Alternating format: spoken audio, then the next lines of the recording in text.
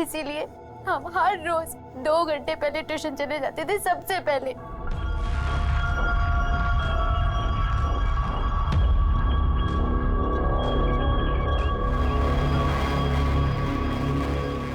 देखो अंकिता, जब तक तुम बालिग नहीं हो जाती और जब तक हमारी शादी नहीं हो जाती, तब तक हमें ये सब नहीं करना चाहिए। हम आपसे बहुत प्यार करते हैं। प्यार तो हम भी तुमसे बहुत करते हैं, पर क्या करें, कुछ चीज़ों को लेकर फंसे हुए हैं।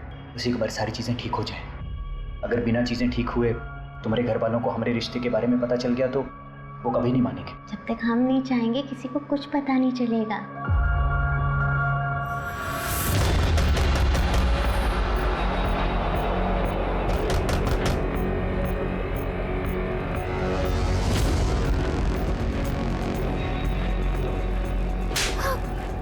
चुपचाप घर चल।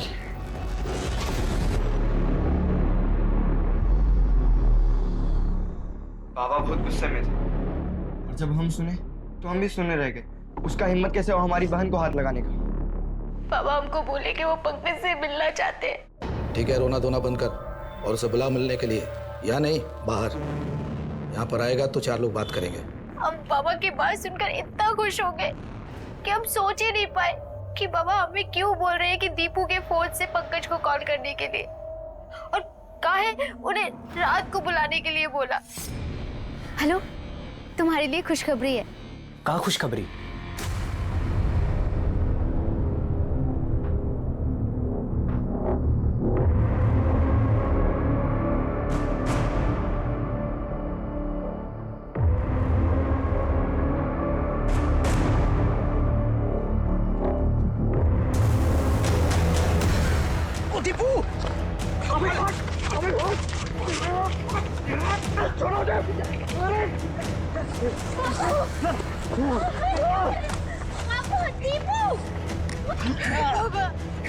बाबा प्लीज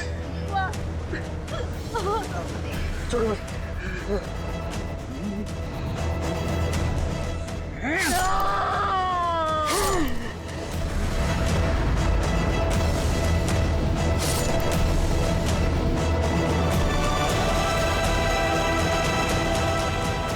किशोर के साथ क्या हुआ, उसे क्या पता था? साले, तुम हमारे दोस्त हो क्या हमारी बहन को छेड़ोगे? बेटा सुधर जाओ, नहीं तो रगड़े जाओगे। और तुम जानते हो अंकिता के आसपास भी कोई दिखा ना, हम उसे जिंदा गाड़ देंगे। खाली बोल नहीं रहे, कर भी देंगे, समझे? तो तुमने उस दिन झूठ कहा था कि तुम्हें नहीं पता कि किशोर अंकिता को पसंद करता है।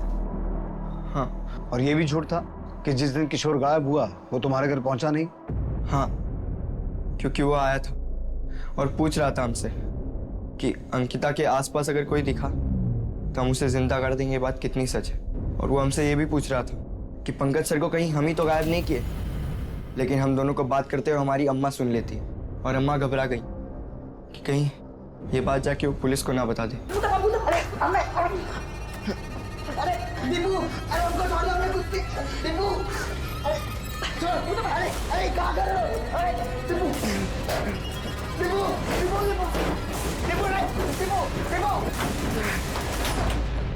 घबराहट में हम बक्से में तो उसको बंद कर दिए। उसके बाद से हमको कुछ सूझा ही नहीं रहा था, पर इतना हम समझ गए थे कि उसको जाने नहीं देना है।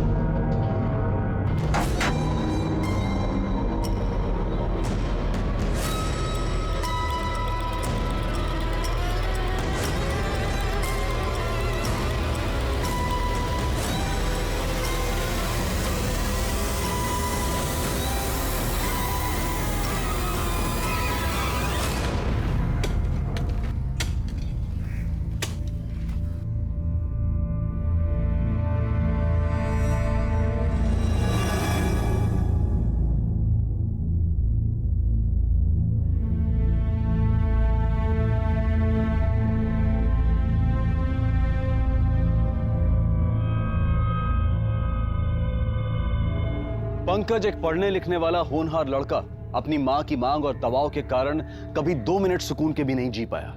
यह सही है कि घर के बड़ों को छोटों की जिम्मेदारी उठानी चाहिए, लेकिन उसकी भी एक सीमा और कुछ नियम बहुत जरूरी हैं जो कि पंकज की मां समझ नहीं पाई और मनीष को पंकज पर लाद दिया। इससे अच्छा तो यह होता कि वो इतना दबाव मनीष पर बनाती जिससे वो खुद अपने जीवन की अहमियत समझता और उसे सफल बनाने की ओर ध्यान देता, बजाय आवारागर्दी और जुर्म की तरफ जाने के। अगर हर फैसला इस कदर सही होता तो हालात अलग होते। जैसे पंकज ने एक थोपा हुआ फैसला लिया कि वो मनीष की ज्यादतियां सहेगा और एक नाबालिग लड़की अंकिता से संबंध बनाए। जैसे मुन्ना चौधरी ने फैसला लिया कि गैर बिरादरी का गरीब लड़का उनका दामाद कभी नहीं हो सकता। जैसे दीपू ने फैसला लिया कि वो पंकज के कत्ल में भागीदार होगा। इन सभी गलत फैसलों ने कहीं किसी मासूम की जान ली तो कहीं किसी को अपराधी बना दिया, जिसके कारण पंकज और किशोर अपने आसपास के लोगों और जान पहचान वालों की वजह से आहत हुए और मारे गए। अब मैं अनूप सोनी आपसे विदा लेता हूं।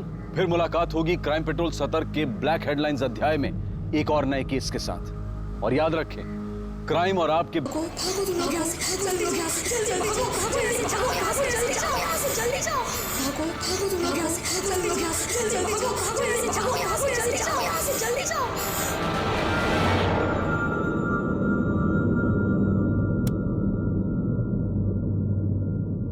अम्मा बस हुआ अभी, अब हमसे और ना हो पाएगा। तुम जबरन सारी जिम्मेदारी हमारे ऊपर डाल दी हो। कभी हमारे बारे में भी तो सोचो। अभी पढ़ाई तक पूरी नहीं कर पाए, 27 के हो गए लेकिन शादी के बारे में सोच तक नहीं सकते। बस पैसा छापने की मशीन बन के रह गए। अम्मा मनीष बच्चा नहीं रहा अभी, उसकी उम्र में हम सारे घर का जिम्मेदारी उठा लिए थे। अब हमसे उस निकम्मे की जिम्मेदारी नहीं उठाई जाती। पंकज बेटा, हम तुम्हारा तकलीफ समझ रहे हैं, पर तुम भी पुरानी बातों को भूलने का कोशिश करो बेटा। और हम कहाँ तुमको शादी के लिए मना कर रहे हैं, तुम्हारे अलावा उसका कौन है? अम्मा ये सब ज्ञान तुम उस निकम्मे को काहे नहीं देती, हमें समझाती रहती है। अम्मा बस फोन रखिए अभी, हम बाद में फोन करते हैं आपको। अब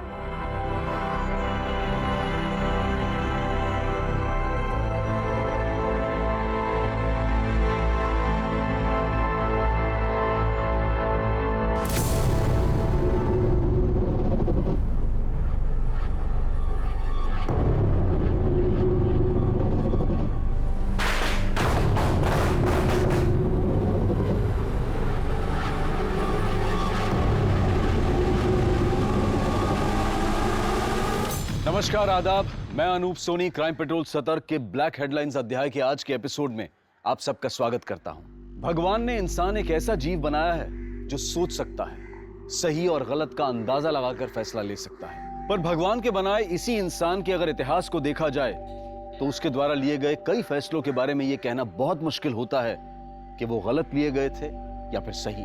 जाहिर सी बात है कि हम किस परिवार में, किस परिवेश में जन्म लेते हैं, ये फैसला हम नहीं ले सकते, लेकिन बाकी तमाम फैसले हम ले सकते हैं। और उनमें से कुछ फैसले ऐसे लिए जाते हैं जिनका शायद सारी जिंदगी समझ पाना मुश्किल होता है कि वो सही थे या फिर गलत। और कई बार तो जिंदगी सोच विचार का मौका भी नहीं देती, फिर चाहे वो फैसला आपकी रोजमर्रा की जिंदगी से जुड़ा हुआ हो और आपके परिवार ने लिया हो। क्या ये फैसले इस कदर गलत और खतरनाक रूप ले सकते हैं कि हमारे या हमारे किसी अपने के लिए मौत का कारण बन जाए?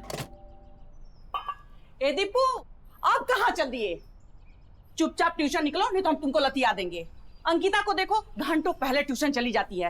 एक तुम हो लाट साहब बने फिर रहे हो। हाँ तो अंकिता जाए तो जाए, हम नहीं जाएंगे चिरकुट के पास। पढ़ाता कम, बकैती ज्यादा झाड़ता है। ई देखो, नालायक का बस्ता भारी। तुम्हारे पापा बोल रहे थे कि अगर दीपू ट्यूशन नहीं जाएगा ना तो हमको फोन करके बोलना। अरे अंकिता गई तो है, एक का पढ़ना काफी नहीं है का? अरे वो लड़की है, उसके पढ़ने से हम लोगों को क्या फायदा होगा? और तुम लड़के हो, तुम पढ़ लिख लोगे तो हम लोगों के बुढ़ापे का सहारा बनोगे। अरे पढ़े लिख के भी तो बैठेंगे पापा की दुकाने पे, वो तो अभी बैठ रहे हैं। पढ़े लिख के कौन सा मील खुलवा देंगे हमारे लिए? काय के लिए फिजूल में मेहनत करवा रही हो अम्मा, और चाहे कुछ भी कर लो, पास वास तो हम होंगे नहीं। चुपचाप किताब उठाओ और ट्यूशन निकलो।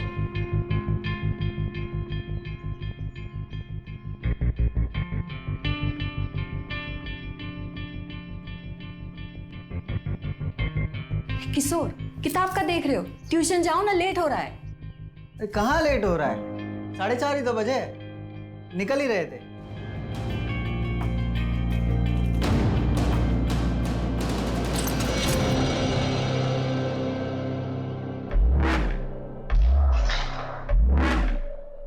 दीपू, अरे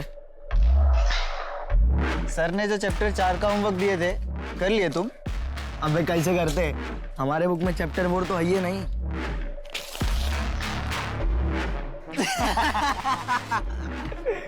perpendicular square plus base square.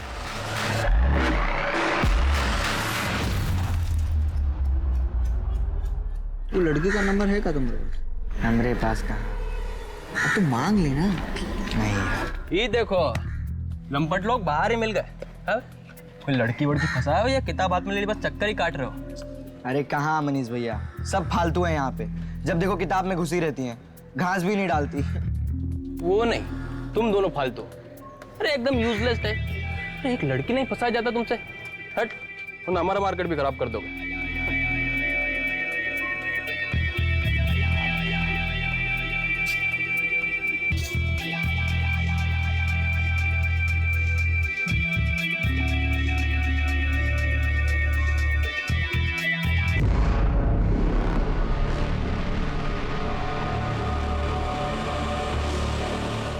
तुम यहाँ क्या कर रहे हो बे? चल बाहर निकल। 1000 बार बोला है तुमको ट्यूशन सेंटर पे मत आया करो। अगर ये बंद हो गया ना तो खर्चा चलाना भी मुश्किल हो जाएगा। पहले जिंदगी झंड की हो हमारी, अब और क्या चाहते हो? अरे भैया जिंदगी में एक गलती क्या कर दी है, पूरा जिंदगी भर कोसोगेगा? अरे हमें भी यहाँ शौक नहीं आने का, काम था तो आए थे। काम और तुम्हें?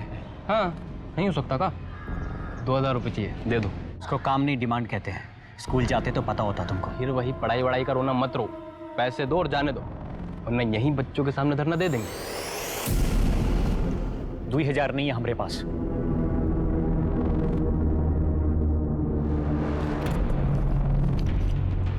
हाथ सो बस। कैसा भाई हो यार तुम? और तुमको भाई के नाम में शर्म आता है? इतना पढ़ लिख के भिखारी तुम। चुप करके निकलो यहाँ से। अभी कॉम्प्रोमाइज कर रहे हैं, अगली बार नहीं करेंगे। सुना नहीं?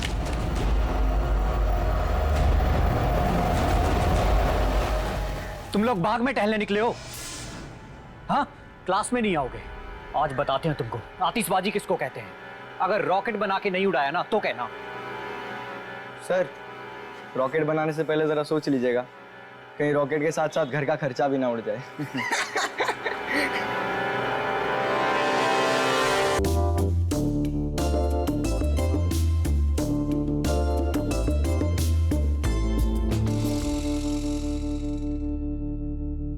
दीपू, किशोर, तुम दोनों को जो चैप्टर 4 का होमवर्क दिए थे वो निकालो। कैसे निकाले सर, जब किए ही नहीं है? काहे नहीं किए? हम किताब खोलकर देखे तो चैप्टर पर फटा हुआ था हमारी किताब में। अच्छा, और तुम? सर हम किए थे, पर हमारी अम्मा है ना, हमारी अम्मा ने हमारे नोटबुक से होमवर्क फाड़कर उसमें रोटी बांधकर पापा को दे दी। अब हम क्या करते? ये चुटकुले सुनाना बंद करो और आगे आकर हाथ ऊपर करके खड़े हो जाओ। चलो आओ। अब ये तो नाइंसाफी है ना सर। अब होमवर्क आपकी मर्जी का था तो सजा तो हमारी मर्जी की होनी चाहिए। हम एक काम करते हैं, हम क्लास के बाहर चले जाते हैं। बेस्ट। सर, हे रुको, चुप करके अपनी जगह पर बैठो। बहुत होगी तुम दोनों की बदतमीजी, वरना आज ही तुम्हारे माँ बाप को बता देंगे। ये दोनों क्लास में आते नहीं है और आते हैं तो ऊपर से बदतमीजी करते हैं। बोल दो, इसमें आप ही का नुकसान है। आज जेब से कम 700 रुपए तो निकले, अगली बार 7 रुपए भी नहीं निकलेंगे। दीपू, माफी मांगो सर से। गुरु भगवान के समान होता है ना। तुम तो चुप ही रहो, तुम्हारी वजह से हमको भी पढ़ना पड़ता है। हम तो चले। चल किशोर। Bye sir.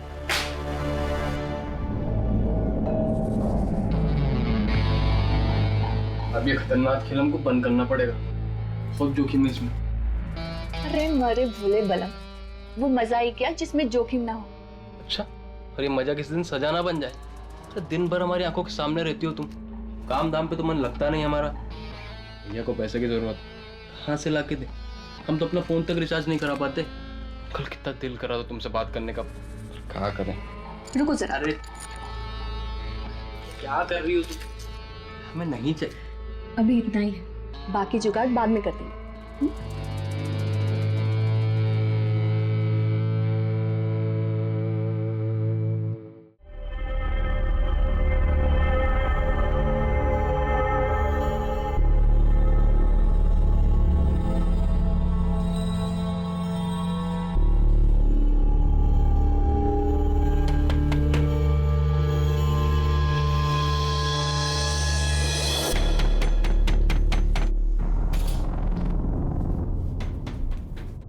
सुनाई नहीं दे रहा है?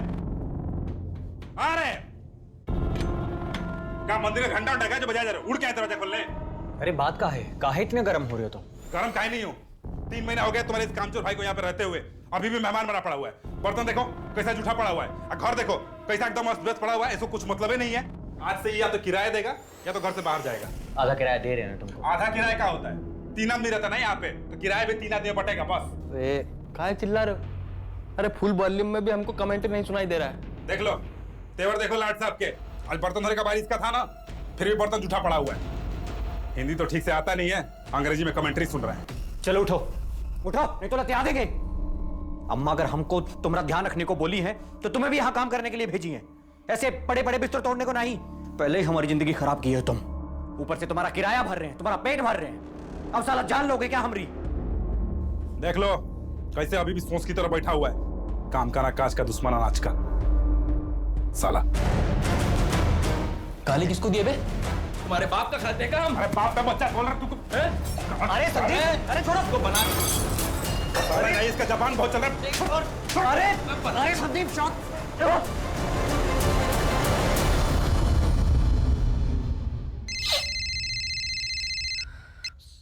हेलो पंकज बेटा, कैसे हो? खाना खाए? खाना मार खाए हैं तुम्हारे स्लाट साहब के चक्कर में। अम्मा तुम अभी फोन रखो, हम इसको इंसाफ दिलाते हैं। साला कैसा बड़ा भाई हो बे तुम? ये तुम्हारा रूममेट तुम्हारे सामने हमको पीट रहा है और तुम हमारी चुगली कर रहे हो? अरे तू ऐसे बड़ा भाई पे। अभी तुम हम पे थूक रहे हो, हम पे थूक रहे हो तुम। साला औकात देखा है अपना। साला हमारा जिंदगी बर्बाद की है। और मत भूलो, तुम्हारे खाने से लेके तुम्हारी चड्डी तक का खर्चा हम उठा रहे हैं, और हम पे थूकोगे तुम। तुम तीनों अभी का अभी अपना सारा बोरिया बिस्तर बांधो और निकलो यहाँ से। रूम खाली चाहिए अभी का अभी। पर पांडे सर हुआ कहाँ है? हुआ कहाँ है ये हमसे पूछ रहे हो? ये साला रोज रोज का तुम्हारा झगड़ा परेशान करके रख दिया हमें। और ये आज विंडो का कांच तोड़ दिए। 15 मिनट का टाइम दे रहे हो तुम्हें। ए जी सुनते हो? क्या है? सुनो ना जरा। हाँ बोलो। घर खाली रहेगा, दूसरे किराएदार आने में टाइम लगेगा, पैसों का नुकसान तो हमारा ही होगा ना। रहने दो ना उन्हें। चुप रहो, सिखाया तुम्हें नफा नुकसान? जाओ नीचे। 5 मिनट हो गया है, 10 मिनट में चाबी हाथ में चाहिए, 1 मिनट भी ऊपर नहीं, समझे?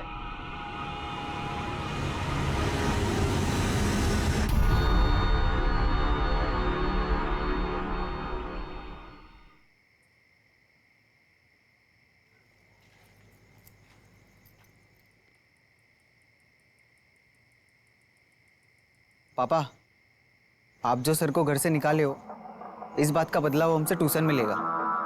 हम जाएंगे नहीं इसके ट्यूशन में पढ़ने। चुप रहो, ज्यादा खोपड़ी मत दौड़ाओ, जाओ अंदर।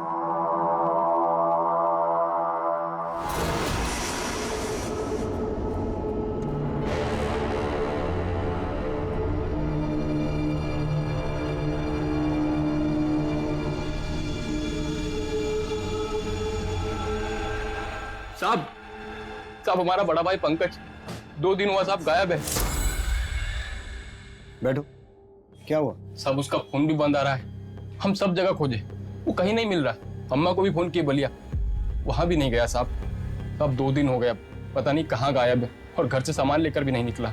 सामान लेकर नहीं निकला मतलब? तुमको बताया नहीं कहाँ जा रहा है? बताया तो नहीं साहब, अगर वो बताता तो हम उसको खोजते ना। काम क्या करता है तुम्हारा भाई? वो ट्यूशन क्लास चलाता है और खुद भी पढ़ रहा है, कोरेस्पोंडेंट से MSc कर रहा साहब। और तुमने उसे आखिरी बार कब देखा? साहब 2 दिन पहले, जब वो घर से कहीं जा रहा था तैयार होके। आज तो दुखी आत्मा बड़ी खुश है। कहाँ जा रहे हो? जहन्नुम में। चलोगे? तो तुम दोनों भाई साथ रहते हो? जी साहब, हमसे अलग एक रूममेट भी रखे भैया। वो क्यों नहीं आया तुम्हारे साथ कंप्लेंट लिखवाने? साहब वो शहर से बाहर गया, होता तो भी नहीं आता साहब। हम फोन किए तो उसको, बोले भैया गायब है। तो बोला तुम्हारे भैया, हमें काहे परेशान कर रहे हो? क्यों? ऐसा क्यों कहा उसने? साहब वो सुरेश थोड़ा ऐसे आदमी, 24 घंटे खोपड़ी गर्म रहता है उसका। वो भैया से भी उसका ताना तानी चलता रहता है, पता नहीं किस बात से भैया से वो खुन्नस खाए रहता है। पंकज और सुरेश के बीच में तनातनी किस बात को लेकर थी? तनातनी का तो मालूम नहीं साहब, पर सुरेश भैया पे खूब किलपता था, जैसे भैया उसको जमीन छीन ली हो। पंकज की फोटो और बाकी डिटेल्स दे दो, अगर उसके बारे में कुछ पता चलेगा तो मैं इन्फॉर्म करेंगे। और ये जो सुरेश है, जैसे ही वापस आए उसे यहाँ पुलिस स्टेशन आने को कहो। जी साहब भैया को जल्दी ढूंढिएगा। अजीब बात है सर, इसका भाई गायब हुआ है, लेकिन परेशान या दुखी होने की बजाय ये घबराया हुआ ज्यादा दिख रहा है। देखते हैं इसकी घबराहट का क्या रीजन है, लेकिन सबसे पहले पंकज की डिटेल्स सभी पुलिस स्टेशन में शेयर करो हॉस्पिटल्स भी चेक करना, कहीं कोई एक्सीडेंट तो नहीं हुआ। और पंकज के कॉल रिकॉर्ड्स और मोबाइल लोकेशन निकलवाओ, फोन ट्रैक करो उसका।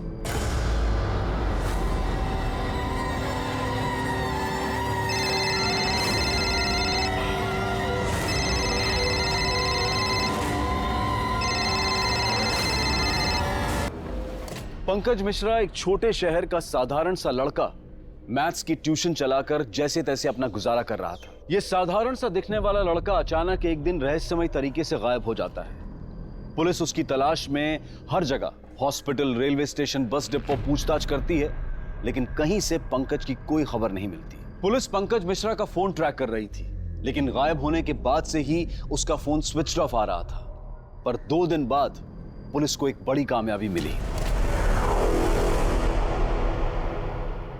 भैया सुनिएगा, ये फोन बेचने का है और थोड़ा सा जल्दी कर दीजिएगा, हमें निकलना है।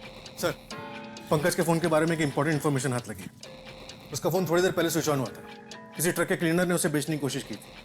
उस क्लीनर को पकड़ लिया गया है और उसे यहाँ क्वेश्चनिंग के लिए लाया जा रहा है। चल बोल भाई, क्या मजबूरी थी, क्यों बेच रहा था फोन? साहब वो हमको, क्योंकि वो फोन तेरा नहीं था, पंकज मिश्रा का था, और हम उसके फोन का IMEI नंबर ट्रैक कर रहे थे। अब ये बता, फोन मिला कहाँ से? सब हम तो माल दे के आ रहे थे साहब। सब हम ट्रक के पीछे सोए हुए थे। हमें पेशाब लगा तो हम उस्ताद को बोले गाड़ी रोकने के लिए। जब हल्के होके निकले तो ये फोन ट्रक के पीछे भरा हुआ था। कहाँ रोका था ट्रक?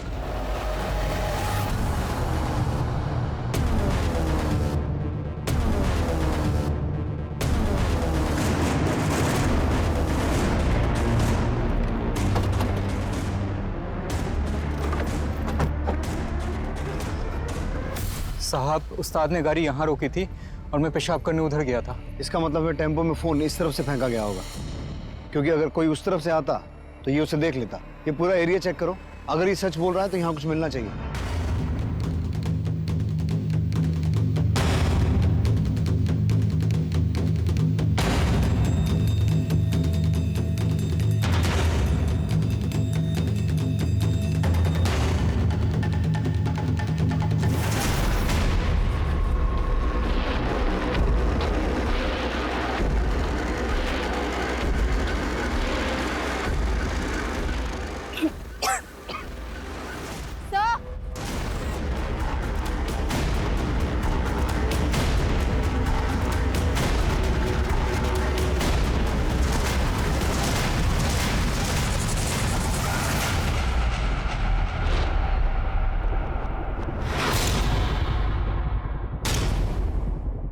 आंखें निकाली गई हैं सर, और बॉडी काफी सड़ चुकी है।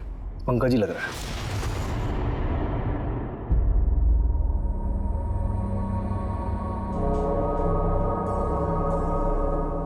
भैया, ये तो मेरे पंकज भैया है। अम्मा, भैया को किसी ने मार दिया।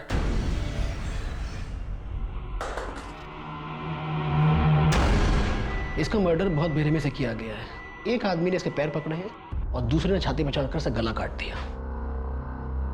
आप बता सकते हैं इसका मर्डर कब हुआ होगा? 4-5 दिन पहले। और हाँ, इसकी आंखें मरने के बाद नहीं, जब ये जिंदा था तब निकाली गई हैं और उसके बाद इसका गला काटा गया है। मतलब कि मर्डरर इसे मारना नहीं बल्कि तड़पा के मारना चाहता था। निकला है बिल से बाहर, मार दी हमारे भैया को। ऐसा मारा कि उसकी आंख तक बाहर निकल रहा है। क्या कहते हैं? ज्यादा बौरा मत समझे, हमारे ऊपर मत डालो, हम यहाँ पे थे ही नहीं। छोड़ जाओ अपने आप को। अजीब इत्तेफाक है ना, इसका रूममेट पंकज गायब हुआ और तभी ये शहर में नहीं था। सर, इसमें हमारा कोनो हाथ नहीं है सर। ये चोट कैसे लगी? वो सब मोटरसाइकिल से जा रहे थे तो ठोक दिए थे गलती से किसी को, तो सब मिलके कूट दिए हमको। कमाल है। एक और इत्तेफाक। काम क्या करते हो? एंटरटेनमेंट इंडस्ट्री में है, फिल्म दिखाते हैं लोगों को। Entertainment industry? पंकज को कैसे जानते हो? सर, हमको किराए पे रूम चाहिए था तो ब्रोकर मिलवाया था हमको। तो ब्रोकर बोला कि साथ में मिलके रूम ले लो। उसके बाद सब ठीक चल रहा था सर। फिर ये आ गया रहने के लिए। इसके चक्कर में हमारा पंकज से लगभग रोजे लड़ाई होता था, और एक बार तो मकान मालिक आधा रात को हम लोग को घर से बाहर निकाल दिया। जब अकेले थे तो ठीक था, आधी रात में सड़क पर ला दिए हो तुम। हाथ जोड़ के विनती कर रहे हैं तुमसे, प्यार से निकल जाओ यहाँ से, वरना धक्के मार मार के तुम्हें निकाल देंगे। और तुम क्या थूकोगे बे हम पे? अरे हम थूकते हैं तुम जैसे भाई पे। थू, जाओ यहाँ से।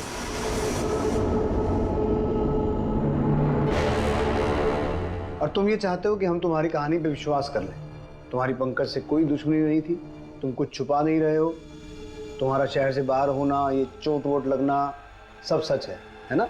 हाँ सर, हम सब सच बोल रहे हैं सर। सर, सुरेश झूठ बोल रहा है। पंकज उसका रूममेट था, उसे इतनी बुरी तरह से मारा गया, जीते जी उसकी आंखें निकाली गई, और ये सब पता होने के बाद भी उसके चेहरे पे कोई अफसोस तक नहीं दिखा। सर, इस सुरेश ने पंकज को मारा है, और सुरेश के चोटों के निशान किसी बाइक के एक्सीडेंट की वजह से नहीं है। मर्डर करते वक्त पंकज ने जो खुद को बचाने की कोशिश की होगी, ये चोटें उसे तब लगी होंगी। लेकिन सौरभ, ये भी याद रखो कि अगर सुरेश ने पंकज के साथ कोई दुश्मनी पाल भी रखी थी तो भी ये काम किसी एक आदमी का नहीं है। ऐसा क्या हुआ होगा सुरेश की लाइफ में जो पंकज को पता चल गया? और अगर अफसोस की बात करें तो अपने सगे भाई की बॉडी को इस हालत में देखकर मनीष की आंख से एक आंसू तक नहीं टपका, और आज सुरेश को देखकर इमोशन और गुस्सा दोनों आ गए, यहां तक कि उसने सुरेश का गिरेबान पकड़ लिया। सर, हो सकता है ये इमोशन, ये गुस्सा हमें दिखाने के लिए हो। करेक्ट, अब तुम सही जा रहे हो। मनीष और सुरेश, इन दोनों की कुंडली निकालो। सर, पंकज के कॉल रिकॉर्ड से तो कुछ खास मिला नहीं। फैमिली के अलावा उसे ज़्यादातर कॉल स्टूडेंट्स और उनके पेरेंट्स के आए, और हाँ, उसे लास्ट कॉल मुन्ना चौधरी के फ़ोन से किया गया था, जिसके बच्चे पंकज के ट्यूशन में पढ़ते हैं। हमें एक बार पंकज की ट्यूशन क्लासेस में पढ़ने वाले सभी बच्चों से बात करनी चाहिए। सौरभ, पायल, हमें पंकज के पुराने मकान मालिक से भी एक बार बात करनी होगी। ये पता लगाना होगा कि ऐसा क्या हुआ था जो रातों रात उसने इन्हें घर से निकाल दिया। अरे निकालते नहीं तो क्या करते? रोज रोज घर में लड़ाई झगड़ा तोड़ फोड़। उस दिन तो खिड़की का कांच तोड़ दिए, इतना परेशान किए कि किशोर के बाबा ने सुरेश से अपना बिजनेस बंद कर दिया। कान पकड़ लिए उसके बाद कि आज के बाद किसी बैचलर को अपना घर किराए पे नहीं देंगे।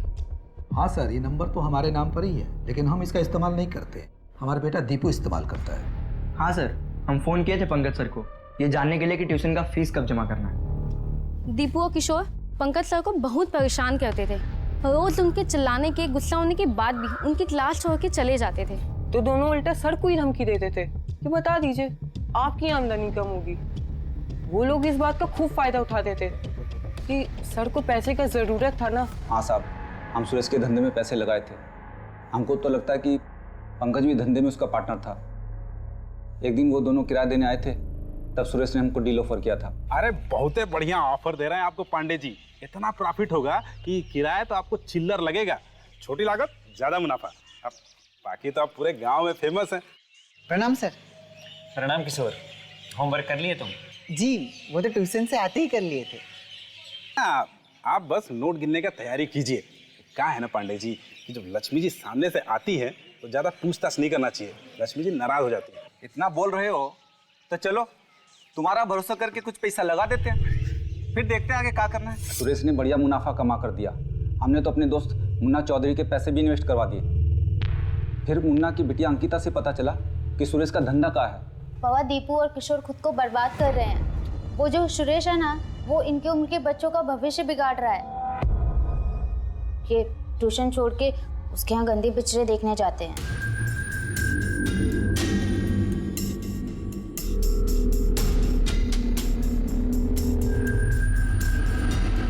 और सुरेश, कुछ नया वया लाए हो मार्केट में या फिर वही पुराने वाले से खेल रहे हो? बेटा, आज खेल भी नया है और पैसा भी। मान लो लाए हो कि नहीं? छुट्टे रखो सुरेश भैया, मजे करो। पढ़ाई लिखाई पे तो तुम्हारा दिमाग लगता नहीं, फालतू चीज में तुम्हारा दिमाग बहुत तेज चलता है। फालतू चीज में जब हमें पता चला कि सुरेश हमारे ही पैसे से हमारे बच्चे का जीवन बर्बाद करने का धंधा कर रहा है, तो हमने बिजनेस से हाथ खींच लिए और उसे घर से बाहर निकाल दिया।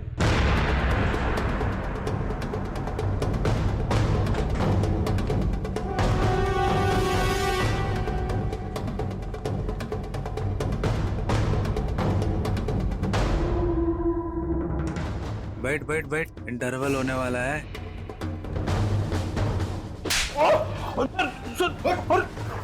ऐसे हमारी फिल्म बनाता हूँ नहीं तो। सर बता रहे, सब बता रहे। हम लड़का लोग के स्कूल के बाहर वो ब्लू फिल्म पार्लर चलाते हैं। पंकज को तेरे इस बिजनेस के बारे में पता था? सर अब कुछ नहीं किया है सर, हम सच कह रहे हैं सर। जो पूछा है उसका जवाब दे। पंकज को तेरे इस बिजनेस के बारे में पता था? हाँ सर, पता था।